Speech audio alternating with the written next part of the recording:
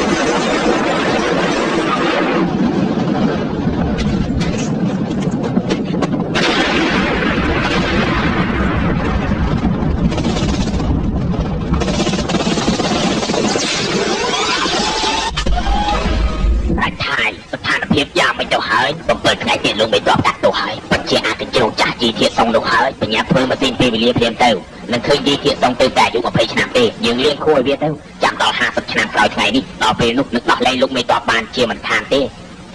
បើសិនជាម៉ាស៊ីនពេលវេលាធ្វើមិនតបរួចតែយើងគិតយ៉ាងម៉េចទោះបីយ៉ាងណាក៏យើងត្រូវតែប្រូដែរ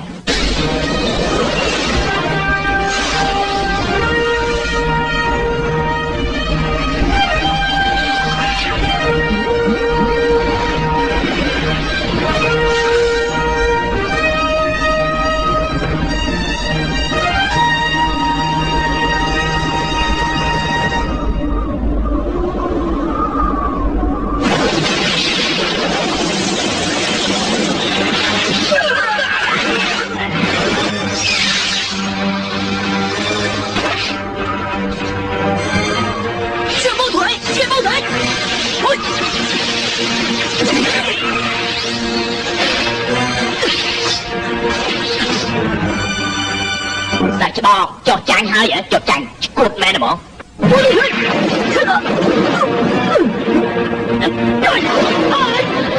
យ៉ាទៅអត់ខ្ញុំវិញជី